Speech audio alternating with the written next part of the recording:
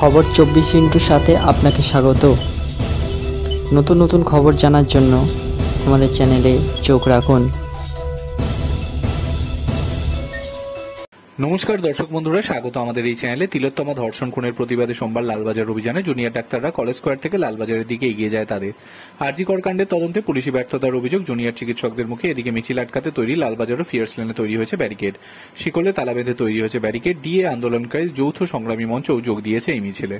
চিকিৎসকদের প্রতিবাদ মিছিল। প্রতিবাদে দেখা যাচ্ছে অভিনবত্ব। হাতে প্রতীকী শিরদাঁড়া নিয়ে হাঁটছেন জুনিয়র ডাক্তাররা। হাতে রয়েছে গোলাপ ফুলও, রয়েছে পোস্টার। মিছিল থেকে কলকাতা নগরপাল বিনীত গোয়েলের পদত্যাগের দাবি উঠেছে।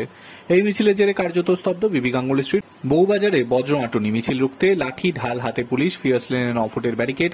লালবাজার কার্যত দুর্গের রূপ নিয়েছে। আন্দোলনকারীদের বক্তব্য, শুরু থেকেই আমরা পুলিশের নিষ্ক্রিয়তা দেখছি। ঘটনাক্রমে দেখলে বোঝা যাবে পুলিশি কার্যকলাপ বহু গরমিল রয়েছে।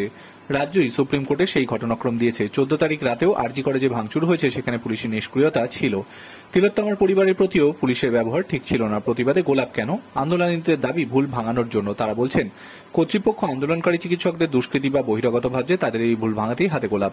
অন্যদিকে আজ বিজেপি জেলা শাসক দপ্তর ঘেরাও কর্মসূচি চলছে। জেলায় জেলায় এই কর্মসূচি নিয়ে উত্তেজনা ছড়িয়েছে। রায়গঞ্জের কর্ণজোড়া, কোচবিহার, বীরভূম থেকে অশান্তির খবর এসেছে। Bureau report.